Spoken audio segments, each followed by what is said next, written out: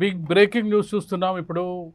ఎల్బీనగర్ నియోజకవర్గంలో మరొకసారి మార్పులు చేర్పులు జరుగుతున్నాయి. ఎల్బీనగర్ నియోజకవర్గానికి చెందిన రామ్మోహన్ గౌడ్ మరొకసారి బీఆర్ఎస్లో చేరే ప్రయత్నం చేస్తున్నారు. హరీష్ రావు కలుసుకునే అవకాశం ఉంది. ఇప్పుడు హరీష్ రావు రామ్మోహన్ గౌడ్ ఇంటికి వస్తున్నారు. రామ్మోహన్ గౌడ్ ఇటీవల కాలంలోనే బీఆర్ఎస్కి రాజీనామా చేసి కాంగ్రెస్ పార్టీలో చేరడం జరిగింది. ఎల్బీనగర్లో 2014 ఎన్నికల్లో కాంగ్రెస్ నుంచి బీఆర్ఎస్లోకి వచ్చిన, అప్పట్లో ఉన్న టీఆర్ఎస్లోకి వచ్చి టికెట్ సాధించుకున్న రామ్మోహన్ గౌడ్ ఓటమి చెందడం జరిగింది. 2014లో ఓడిపోయిన తర్వాత అప్పుడు ఆర్ కృష్ణయ్య చేతిలో ఓటమి చెందడం జరిగింది.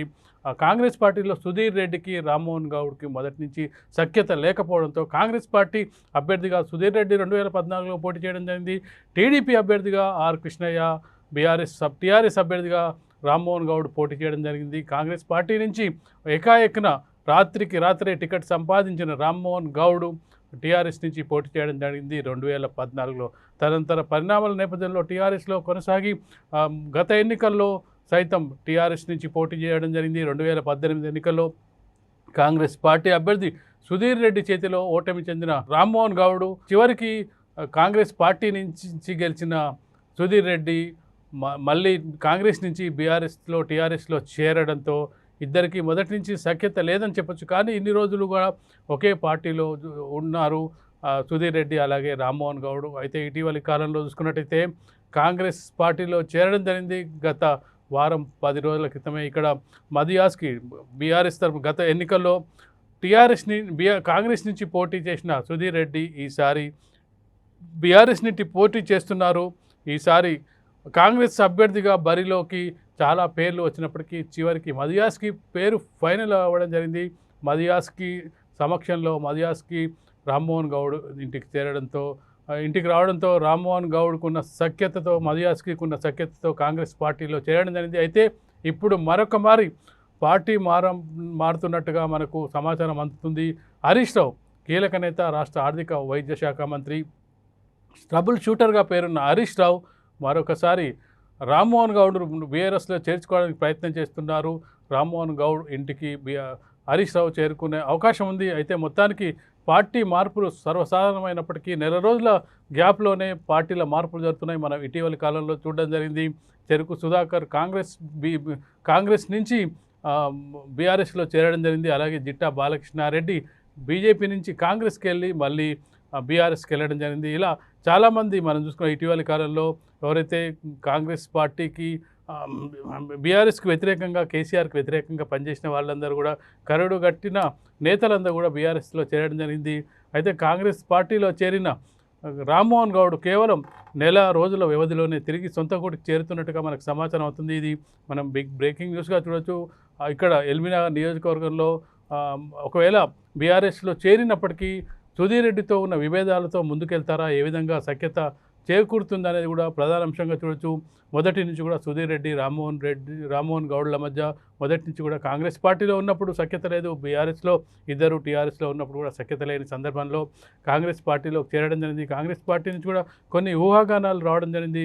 రామ్మోహన్ గౌడ్ టికెట్ ఆశిస్తున్నారని, ఎట్టకేలకు మధుయాస్కి టికెట్ రావడంతో తిరిగి సొంత గూటికి వెళ్ళడానికి, ఏదైతే టీఆర్ఎస్ గూటికి వెళ్ళడానికి సమాయత్తం అవుతున్నారనేది మనకున్న సమాచారం, వీత్రీకున్న సమాచారం. అయితే రామ్మోహన్ గౌడ్ చేరిన తర్వాత మరొకసారి సుధీర్ రెడ్డికి సపోర్ట్ చేయాల్సి ఉంటుంది. బీఆర్ఎస్ పార్టీకి ఎన్నికల ప్రచారం నిర్వహించాల్సి ఉంటుంది.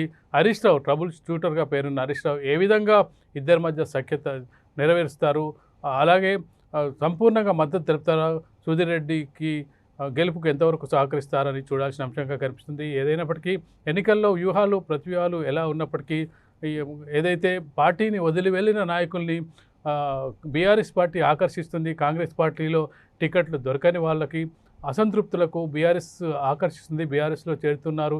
ఇటీవలి కాలంలో చూసుకుంటే కాంగ్రెస్ పార్టీ 2వ లిస్టు అనౌన్స్ చేసిన తర్వాత నాగన్ జనార్దన్ రెడ్డి, ఎర్ర శేఖర్, అలాగే విష్ణువర్ధన్ రెడ్డి లాంటి నాయకులు, పి చంద్రశేఖర్ లాంటి నాయకులు ఇప్పటికే బీఆర్ఎస్లో చేరడం జరిగింది.